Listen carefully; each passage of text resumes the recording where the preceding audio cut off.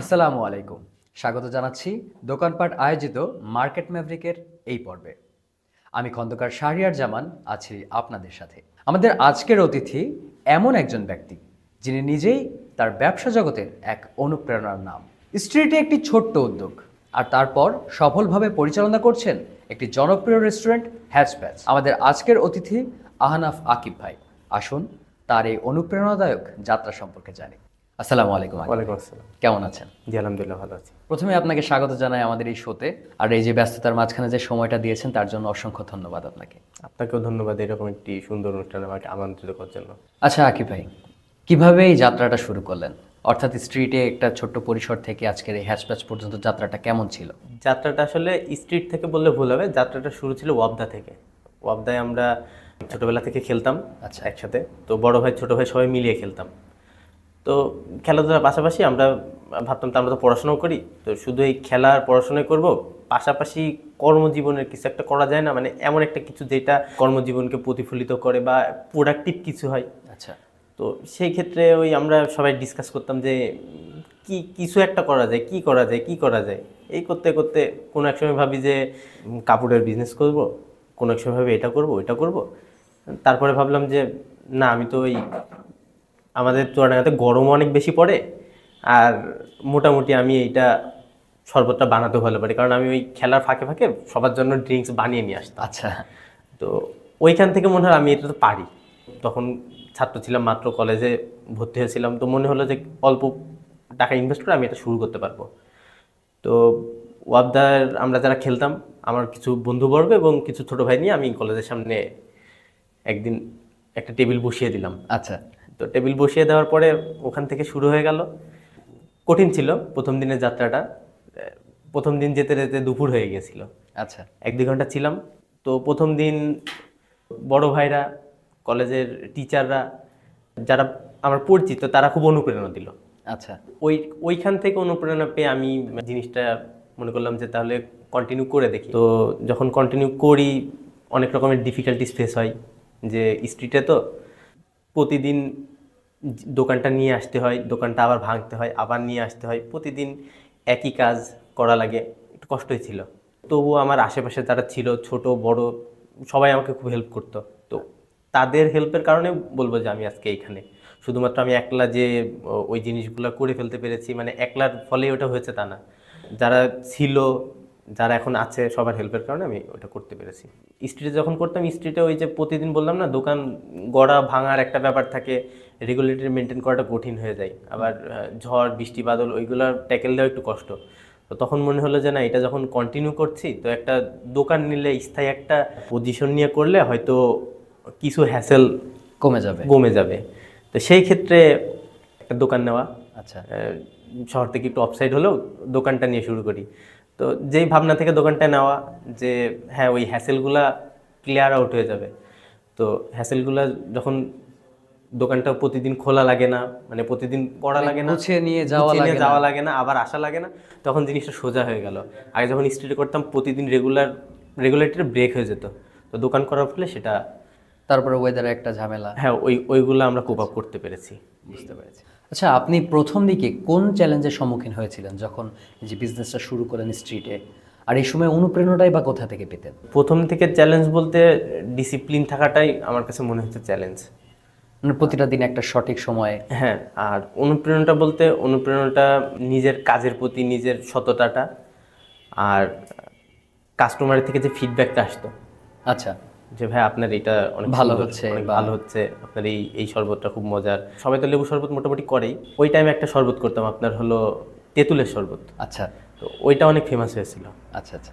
তো কাস্টমার যখন ওইটা ফিডব্যাক দিত, মানে আরো সামনে এগিয়ে যাওয়ার হ্যাঁ, আরো সামনে ওখান থেকে পেয়েছে। ওইখান থেকে পাওয়া যেত। আচ্ছা, হ্যাচপ্যাচ রেস্টুরেন্টের বিশেষ প্রোডাক্টগুলো আমি যদি বলি, মোমো আছে, পিৎজা, তারপরে শরবত, যেটা যেটা আপনার ফার্স্ট প্রোডাক্ট। সো এই প্রোডাক্টগুলো আসলে অডিয়েন্স যারা আছে তাদের তো খুবই ভালো লাগে। ইভেন আমার পার্সোনালি আমারও নিজের খুব পছন্দ। Thank you. সো এই প্রোডাক্টগুলো আপনি আইডিয়াটা কোথা থেকে আসলো যে এইগুলো নিয়ে কাজ করবেন? শরবতের আইডিয়াটা তো বললামই যে শুরুটা ওইখান থেকে ছিল, আমি সবার জন্য ড্রিঙ্কস বানিয়ে নিয়ে যেতাম। জি। তো মনে হলো ওখান থেকে পারবো, তো ওইটা দিয়েই দোকানটা শুরু করি। তো দোকান যখন শুরু করা হয় তখন আসলে শুধু ওই একটা ড্রিঙ্কস দিয়ে তো আসলে হয় না। আর আমাদের এইখানে যে ওই যে বললাম যে গরমটা খুব বেশি, তো গরমটাও যেরকম বেশি শীতটাও বেশি। তো জি, এটা সত্যি। হ্যাঁ, ওই 4 মাস কি 5 মাস শরবতটা চলবে, তারপরে তো আমাকে কিছু একটা চালাতে হবে। কারণ স্ট্রিট যখন ছিল আমি বন্ধ রাখতাম, ওই টাইমটুকু বন্ধ রাখতে পারতাম, কিন্তু যখন দোকানটা রেগুলারলি মেনটেন করছে আমাকে কিছু একটা করতে হতো। তো এখন মানুষ নতুনত্বটা পছন্দ করে, যে একই গড়িমিশি জিনিসটা মানে খুব বেশি দিন ওইটা মানুষ পছন্দ করে না। তো সেই ক্ষেত্রে মোমো জিনিসটা এসছে একটু নতুনত্বের দিক থেকে। হ্যাঁ, পিৎজাটাও আমরা আসলে চুয়াডাঙ্গাতে চেষ্টা করেছি যে একটু নতুনভাবে, যখন প্রথম পিৎজাটা করেছি একটু নতুনভাবে করার, যে আমাদের এইখানে লোকাল অডিয়েন্স যেটা পিৎজা বলতে বোঝে সেটা থেকে একটু মানে আলাদা চিন্তা করে আমরা ওইটা করেছিলাম এইরকমই। আকিব ভাই, আপনার মতন এমন অনেক উদ্যোক্তা আছে যারা স্বপ্ন দেখে যে একটা ব্যবসা প্রতিষ্ঠান শুরু করবে, কিন্তু সাহসটা করে উঠতে পারে না। তো তাদের জন্য আপনার কি পরামর্শ থাকতে পারে? সবাই তো প্ল্যানিংটাই করে, আমার কাছে মনে হয় সবাই একটা বিজনেসের স্বপ্ন দেখে, যে সবাই দেখে আমার কাছে মনে হয়। তো প্ল্যানিং পর্যন্ত সীমাবদ্ধ না থেকে প্ল্যানটা ছোট হোক বড় হোক, ছোট একটা এক্সিকিউশন হোক বড় একটা এক্সিকিউশন হোক, এক্সিকিউট করা। এক্সিকিউট করলে আপনি রিয়েল চ্যালেঞ্জটার সম্মুখীন হবেন। আপনি প্ল্যানিংয়ের ক্ষেত্রে বিভিন্ন রকম চ্যালেঞ্জগুলো আপনি নোট ডাউন করবেন, ভাববেন যে এইটা এই চ্যালেঞ্জ, ওইটা ওই চ্যালেঞ্জ, এইটা আসবে আমি ওইটার সাথে হ্যান্ডেল করতে হবে। আপনি সব কিছু মাইন্ডে হোমওয়ার্ক করে গেলেন, কিন্তু আপনি যখন এক্সিকিউট না করবেন তখন আপনি আসলে মেইন চ্যালেঞ্জগুলো ফেস করবেন না। তো এক্সিকিউশন শুরু করেন, রেগুলারিটি মেনটেন রাখার চেষ্টা করেন, ইনশাল্লাহ আল্লাহ তাআলা দিবেন। ম্যাক্সিমাম মানুষ চিন্তা করে যে একটা বিজনেস স্টার্ট করতে গেলে একটা ইনভেস্টমেন্ট প্রয়োজন, বড় ইনভেস্টমেন্ট প্রয়োজন, হয়তো এরকমটাই চিন্তা করে। সো আপনার কাছে এই বিষয়টা কেমন মনে হয়? ইনভেস্টমেন্ট আসলে আপনি শুধু টাকার অঙ্ক দিয়ে ইনভেস্টমেন্টটা চিন্তা করলে হবে না। ইনভেস্টমেন্ট টাকার অঙ্কে সামান্য হতে পারে, কিন্তু আপনি কতটুকু ডেডিকেটেড, আপনার ডেডিকেশন কতটুকু ইনভেস্ট করছেন, আপনার পরিশ্রম কতটুকু ইনভেস্ট করছেন, আপনার টাইম কতটুকু ইনভেস্ট করছেন, ওইটাও কিন্তু কাউন্ট হবে। ওইটা হয়তো টাকার অঙ্কে কাউন্ট হবে না, টাকার অঙ্কে কাউন্ট করলে কিন্তু ওইটা অনেক টাকার মামলা। সামর্থ্য ছোট থাকে, আপনার প্ল্যানটা ছোট করেন, ওইভাবে প্ল্যান করেন। আমরা যেভাবে করেছি আসলে আমাদেরও তো মানে সবারই বুদ্ধি থেকে অনেক কিছু এইভাবে করব। আমাদের যেরকম সামর্থ্য ছোট ছিল, আমরা 10,000 টাকা দিয়ে শুরু করেছিলাম। 10,000 টাকার আগে আরও কম দিয়ে শুরু করেছিলাম, কিন্তু আসলে প্রথম ইনভেস্টমেন্ট 10,000 টাকা ছিল। হ্যাঁ, প্রথম দিনেরটা আসলে 10,000-এরও কম ছিল। তো যখন স্ট্রিটে প্রথম শুরু করি, তো ওই বছরই আমাদের ওই শুরু করার কিছুদিনের মাথায় একটা মেলা ছিল চাঁদবাড়ি মাঠে, যেটা হয় আচ্ছা, বৈশাখী মেলা। ওই বছরই বৈশাখী মেলাটা শেষবার হয়েছিল। তো ওইখানে আমরা 10,000 টাকা ইনভেস্ট করে একটা দোকান করেছিলাম। তো ওই টাকাটাই আমাদের ইনভেস্টমেন্টের অঙ্কটা বলতে গেলে, ওই টাকাটাই আমাদের কমেছে বেড়েছে, ওইভাবে করতে করতে আমরা ওই বছরটা রান করি। বেশ কিছুদিন বন্ধ ছিল, থাকার পরে আবার কিছু জিনিস ছিল, নতুনভাবে আবার 7-8 হাজার টাকা ইনভেস্ট করে আমরা এটা শুরু করেছি। এরপরে আমরা আসলে আর ওইভাবে ইনভেস্টটা করিনি, ওইখান থেকে টাকাটা এসেছে, ওইখানে ইনভেস্ট করেছি। মেইনলি আমরা ইনভেস্ট করেছি আমাদের টাইমটা, ডেডিকেশনটা। আচ্ছা। তো কারোর যদি আসলে সবার আসলে সব সামর্থ্য থাকে না, কারোর যদি আর্থিক সামর্থ্যটা থাকে তাকে সময়টা সেখানে ব্যয় করতে হবে, তাকে ওটা নিয়ে চিন্তা করতে হবে। আমার কাছে মনে হয় যে আমাদের যেই টিমটা আছে, আমি, রাফিন, সান, এরা আসলে প্রদীপ, এরা আসলে ইনভেস্টমেন্টের থেকে আমরা পরিশ্রমটাই বেশি, ডেডিকেশনটা বেশি, ওইখানে বেশি ইনভেস্ট করেছি। ভবিষ্যতে আপনার হ্যাচপ্যাচকে এগিয়ে নিয়ে যাওয়ার কি পরিকল্পনা? নতুন কোনো মেনু বা ব্রাঞ্চ করার ইচ্ছা কি আছে? জি, অবশ্যই আছে। আমরা নতুন করে কিছু আইটেম নিয়ে কাজ করছি, খুব শীঘ্রই সেগুলা অ্যাড করব। আর ব্রাঞ্চ বলতে আমাদের তো অলরেডি কিছু ব্রাঞ্চ এখানে ওখানে ব্যাঙের ছাতার মতো উদয় হয়ে যায়। আচ্ছা আচ্ছা, যেখানে সুযোগ পাই একটা শরবতের স্টল দিয়ে দিই। আচ্ছা, তো ওইগুলাকে আর একটু স্টেবল করার ইচ্ছা আছে। আর ঢাকাতে আমরা একটা ক্লাউড কিচেন করার চিন্তা ভাবনা করছি, হ্যাচপ্যাচ নামেই বা মোমো মাফিয়া নামে। এরকম একটা আমাদের প্ল্যানিংয়ে চলছে, খুব শীঘ্রই এটা এক্সিকিউট হবে। আচ্ছা। সো এইখানে একটা বোঝার বিষয় ছিল যে মানে আপনি অপরচুনিটিটা গ্র্যাব করেন ঠিকঠাক, আপনি সবসময় প্রিফার করেন যে কোনো একটা অপরচুনিটি পেলে সেটাকে সঠিকভাবে কাজে লাগানো। অনেকটা ওইরকমই, যে আমাদের দোকান তো এক জায়গাতে আছেই, লোকেশনটা আপনারা জানেন হয়তো। তারপরেও যখন বাজারে একটু মানুষের ভিড় বেশি থাকে ঈদের সময়ে বা গরমটা বেশি পড়ছে, তখন আমরা একটু চেষ্টা করি যে মানুষের কাছে যাওয়ার। আছে না কিছু কিছু জিনিস মানুষ গিয়ে খায়, আর কিছু কিছু জিনিস মানুষের কাছে পৌঁছাতে হয়। তো ওই শরবতের জিনিসটা ওই রকম। তো আমরা যখন ওই রকম টাইপের সিচুয়েশন আছে, আমরা ওই সব জায়গাতে স্টলগুলো ফেলার চেষ্টা করি। আচ্ছা, এই সব কাজের মধ্যে সবচেয়ে চ্যালেঞ্জিং কোনগুলো মনে হয়, প্লাস এগুলো মোকাবেলা কিভাবে করেন? সব থেকে চ্যালেঞ্জিং জিনিসটা আসলে খাবারের মানটা ধরে রাখা।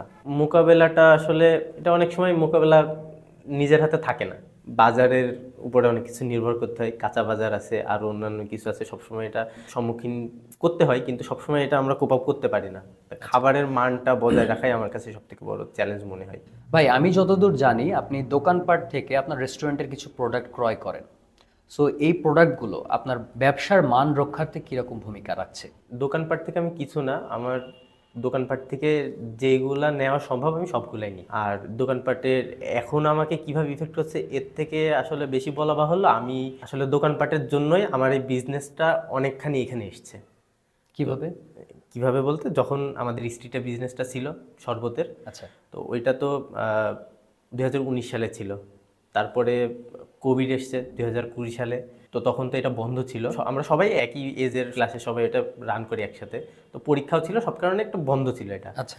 তো 20 সালে যখন কোভিড আসে সবাই একটু লেজি হয়ে যায়, সারাদিন আড্ডা খেলাধুলা ছাড়া আর কোনো কাজ ছিল না। তো ওই টাইমে খুব বোরিং লাগছিল, কিছু একটা করা দরকার, কিছু একটা করা দরকার ভেবে আবার নতুন কিছু শুরু করি। তখন আমরা একটা পেজ খুলি ফেসবুকে, বার্গার হবে। আচ্ছা, বার্গার হবেও আছে এর মাঝখানে? হ্যাঁ, বার্গার হবে আছে। ওই টাইমে ওইটা খুব ফেমাস হয়েছিল, এখন হয়তো অনেকে জানে না। তো বার্গার হবে যে আমরা শুরু করি, ওই টাইমে ওই যেই প্রোডাক্টগুলো আমরা ওখানে সেল করতাম ওইটা বেশ এক্সক্লুসিভ ছিল। তো ওইটার জন্য আপনাকে এক্সক্লুসিভ কিছু স্টক লাগবে, যেটা নর্মালি আমাদের অন্যান্য শপে পাওয়া যেত না, লোকাল বাজারে পাওয়া যেত না, মফস্বল শহর না মফস্বল শহরে পাওয়া যেত না। তো সেই সময় দোকানপাটে আমাকে এগুলো প্রোভাইড করতো। আচ্ছা। এবং দোকানপাট ওই টাইমে আমার যতটুকু মনে আছে ওনারা শুধুমাত্র অনলাইনে করতো। তো আমি ফোন করলে ওনারা আমার বাসায় প্রোডাক্টগুলো পৌঁছিয়ে দিত। আমারও ক্লাউড কিচেন ছিল, তারাও ক্লাউড থেকে করতো। তো আমি ওই টাইমে কিছু করার সাহসটাই পেয়েছি দোকানপাট আমাকে ওই সাপোর্টটা দিতে পারতো বলে। আচ্ছা। তো ওইখান থেকেই ওই কিছু প্রোডাক্ট এসছে, বার্গার, পিৎজা, যেগুলো এখনো চলছে। তো যতদূর শুনলাম যে 2019-এ তখন আপনি কিসে পড়তেন? একাদশ শ্রেণীতে। একাদশ মানে ফার্স্ট ইন্টারমিডিয়েট ফার্স্ট ইয়ারে। First year. সো নর্মালি দেখা যায় যে এই বয়সের মানুষ বা এই বয়সের যারা থাকে তাদের অন্যান্য ইচ্ছা থাকে, খেলাধুলা করা হোক, আড্ডাবাজি করা হোক বা ঘুরে ফিরে বেড়ানো হোক, এই ধরনের ইচ্ছাগুলো থাকে। তো সেই জায়গা থেকে আপনি কিভাবে চিন্তা করলেন যে আপনি একটা ব্যবসা শুরু করবেন? এখানে কি কোনো ধরনের কোনো অনুপ্রেরণা কাজ করেছে? অনুপ্রেরণা তো অবশ্যই কাজ করেছে, যে নিজস্ব একটা সত্তা তৈরি করতে হবে, যেটা আমি নিজে থেকেই একদম গুঁড়া থেকে কিছু একটা শুরু করতে পারতাম। এই কারণেই সেটা একটা অনুপ্রেরণা বলা যেতে পারে। আর ছোটবেলা থেকে একটু বাসা থেকে একটু ছাড় দেওয়া ছিল, মানে পরিবেশটা ওইরকম ছিল। আচ্ছা। যে বাসা থেকে একটু ছাড় দেওয়া ছিল, যে বাসায় ঘোরাঘুরি এদিকে ওদিকে করা। তো আমি অনেক ছোটবেলায় অনেক বেশি ঘোরাঘুরি করে ফেলেছি, মানে যতটুকু ছেড়ে দেওয়ার বাসা থেকে ছেড়ে দিয়েছে, আমি ওইভাবে নিজের মতো ঘুরে নিয়েছি। তো ওইটা আমার আর মানে ইন্টারে উঠে সবাই একটা ছাড় যেই পাই, সেই ছাড়টা আমি অনেক আগেই পেয়ে গেছি। আচ্ছা। যেটা আমার মনে হয় যে অনেক হেল্প করেছে অন্যদের থেকে একটু এগিয়ে থাকার। আমি ওইটাকে কাজে লাগিয়ে আমি ঘোরাঘুরি করলে কি হতে পারে আমার আগে জানা হয়ে গেছে। তো তখন আমি ভাবছি যে নতুন একটা কিছু করা যাক। তো নতুন কি করা যায়, একটু প্রোডাক্টিভ কিছু করি। সেই জায়গা থেকে আমার ওই বিজনেসটা স্টার্ট করা। আর ছোটোবেলা থেকেই মনে হতো যে, প্রথমে মনে হতো যে ক্রিকেট খেলবো, পড়াশোনায় ভালোই ছিলাম। তারপরেও মনে হতো যে ক্রিকেট খেলবো, মানে রিয়েলিটিটা তো সবাই তো ওই স্টেজে খেলতে পারে না। প্রথমে একটা ব্যাকআপ প্ল্যান করা ছিল যে খেলতে না পারলে কি করব। আচ্ছা। তো খেলতে না পারলে বিজনেস করব। তো আমার 19 সালে আমি একটু ক্লিয়ার হয়ে গেছিলাম যে আমার জিনিসটা কি হতে পারে। এই কারণেই আমি বিজনেসটা শুরু করে দেখি যে কি হতে পারে দেখি। এখানে একটা মজার বিষয় আপনি কিন্তু উল্লেখ করলেন যে ব্যাকআপ প্ল্যান। আসলে নর্মালি ব্যাকআপ প্ল্যানটা কিন্তু একটা খুবই ইম্পর্ট্যান্ট জিনিস, যেটা আপনি আপনার যে সঠিক সময়ে আপনি যে ব্যাকআপ প্ল্যানটা করেছেন, যেটা আমরা অনেকেই করতে পারি না। আসলে অনেকেই করতে পারি না, এখনো পারছি না। এটা আমাদের মনে হয় কারিকুলামের একটু সমস্যা আছে, মানে পড়াশোনার দিকে চলে গেলাম একটু। তো মানে আমাদের কারিকুলামটা ওইভাবেই রেডি যে আপনি পড়বেন আর পড়তেই থাকবেন, পড়ার পরে আপনি কি করবেন সেটা নিয়ে চিন্তা করবেন। তা আমার মনে হয় যে যারা স্টুডেন্ট আছে, যারা মানে এসএসসি থেকে ইন্টারে উঠে গেছে, তাদের একটু ক্লিয়ার হয়ে যাওয়া উচিত যে আমি করবোটা কি, আমি সামনে কি করতে চাচ্ছি। ওই অনার্স হোক বা তারপরে পরবর্তীতে করবো এরকম না ভেবে তখনই ক্লিয়ার হয় সেই অনুযায়ী একটু আগানো উচিত, একটু পা ওইদিকে আগিয়ে রাখা উচিত। আমরা যখন শুরু করি, মানে আমি শুধু আমি বলবো না, মানে আমি 1 লাখ করেছি এরকম কিছু আমি বলতে পারবো না। আমরা যখন শুরু করি, আমরা যেই কলেজেই পড়ছি সেই কলেজের সামনেই হকারের মতো কলেজের সামনে শরবত বিক্রি করছি, এটা তখনকার নর্মাল ব্যাপার ছিল না। তো নর্মাল ব্যাপার মোটেও ছিল না।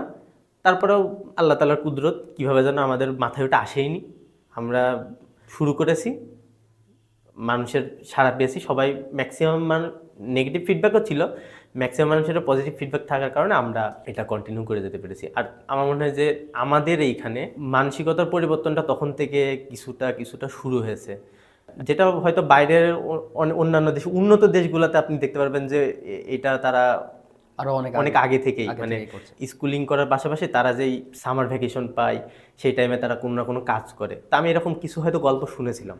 আচ্ছা, তো ওইখান থেকে হয়তো আমার মাথায় তখন কিছু একটা কাজ করেছিল, কিন্তু আমি শিওরলি বলতে পারছি না। তো যে হ্যাঁ, পড়াশোনার পাশাপাশি কিছু একটা করা উচিত, ফ্রি টাইমে এটা করব। সাধারণত তো দেখা যায় মানুষ দুইটা কারণে ব্যবসা শুরু করে, হয় ব্যবসার প্রতি প্রবল ভালোবাসা থাকে, আর না হয় আর্থিক সমস্যা থাকে। সো আপনার ক্ষেত্রে বিজনেস স্টার্ট করার ক্ষেত্রে আপনি কোনটাকে দায়ী করেন? না, আমার আলহামদুলিল্লাহ আল্লাহ তাআলা আর্থিক সচ্ছলতা আল্লাহ তাআলা দিয়েই রেখেছিল। আর্থিক দিকটায় আমার আসলে কোনোদিনও কোনো সমস্যা ছিল না। আমার বাসার আর্থিক সচ্ছলতা ওই রকমই সামর্থ্যবান যে আমি আমার যে রকমই শখ ছিল তারা পূরণ করতে পারতাম। মানে একটা ওয়েল টু ডু ফ্যামিলি। হ্যাঁ, ওয়েল টু ডু ফ্যামিলি এই শহরের জন্য তো খুবই ভালো। তারপরে আমার ব্যবসার প্রতি একটা আলাদা ফ্যাসিনেশন ছিল, যে আসলে বাসায় 2 জন ছিল তো, আব্বু আর মা। আব্বু করতো ব্যবসা, মা করতো চাকরি। তো মাকে দেখতাম, মার ওই কাজটা আমার পছন্দ হতো না, যে একইভাবে ওই প্রতিদিন সকালবেলা কষ্ট করে সে তার জবে যায়, আবার আসে, আবার কষ্ট করে। কিন্তু সেই ক্ষেত্রে আব্বুকে দেখতাম যে আব্বু, মানে এখনও দেখি আব্বু ব্যবসা সে তার মতো রুটিন ওয়াইজ প্রতিদিন তার কাজে চলে যেত, কিন্তু বাসার কোনো বিশেষ কাজ থাকলে আব্বু আগে এগিয়ে আসতো। তা আমাকে ওইটা বেশি অনুপ্রাণিত করেছে, ব্যবসার প্রতি ভালোবাসাটাই আমাকে এদিকে ধাবিত করেছে। মানে সবাই বলে যে ওই যে আনসোশাল হয়ে যায় সারাদিন ব্যবসা করে, কিন্তু আমার বাবার ক্ষেত্রে আমি একটু আলাদা দেখেছি। না, তার দিকে সে ব্যবসাটাও সে খুব ভালোভাবে হ্যান্ডেল করেছে তার ভাইদের সাথে। আবার বাসার কোনো সমস্যা, ইলেকট্রিসিটি প্রবলেম, এই সমস্যা, বাসার কোনো দিকে আগিয়ে আসতে হবে, কোনো জায়গায় যেতে হবে, কেউ বিপদে পড়েছে বাসার, সে পারতো ওইগুলা, কিন্তু আমার মা ওইগুলো পারতো না। তো যার কারণে আমাকে ব্যবসার দিকে বেশি টানটা ধরেছে। আচ্ছা, একটা মানুষের তো কাজের বাইরেও কিছু ব্যক্তিগত শখ থাকে। অবশ্যই। তো এই শখগুলো আপনার ক্ষেত্রে আপনি কিভাবে পূর্ণ করেন? সেই ক্ষেত্রে কি আপনার কাজে কোনো ধরনের প্রভাব পড়ে? অবশ্যই পড়ে। বলতে আমার খেলতে ভালো লাগে, বন্ধুদের সাথে আড্ডাবাজি করতে ভালো লাগে, এই দুটোই বেশি ভালো লাগে। কাজে ফাঁকি মেরে ওইগুলা করে ফেলি। লাইফে তো অনেক সময় এরকম অনেক কঠিন সময় আসে, তো এই কঠিন সময়গুলোকে কিভাবে মোকাবেলা করেন? কঠিন সময় যেগুলো আসে সবারই আসে, কারোরটা দেখা যায়, কারোরটা দেখা যায় না। তো আমরা তো মানে মানে আমি বিশেষ ক্ষেত্রে আমার ক্ষেত্রে আমি কোনো সময় কোনো কাজ একা ওইভাবে ঝাঁপিয়ে পড়ি না। আমি সবসময় 2-4 জন মিলে আমরা কোনো কাজ করি। তো কঠিন সময় আমরা ওই বন্ডিংটা আরও গাঢ় করে ফেলি। আচ্ছা, যখনই কঠিন সময় আসে আমরা আরও বেশি বন্ডিংটা স্ট্রং করে ফেলি, একসাথে বসি, সবাই সবার পয়েন্ট অফ ভিউটা দিই। শুধু পয়েন্ট অফ ভিউটা না, যার থেকে যতটুকু আমরা হেল্প দেওয়া সম্ভব দিই, টিম ওয়ার্ক করি, যার ফলে কঠিন সময়গুলা ইজি হয়ে যায়। আপনার কর্মজীবনের সবচেয়ে বড় শিক্ষা যেটা আপনি পেয়েছেন আমাদের দর্শকদের সাথে যদি একটু শেয়ার করেন, আর এটা কিভাবে আপনাকে পরিবর্তন করেছে? কর্মজীবনের সবথেকে বড় শিক্ষা আমার কাছে মনে হয় ডিসিপ্লিন থাকা।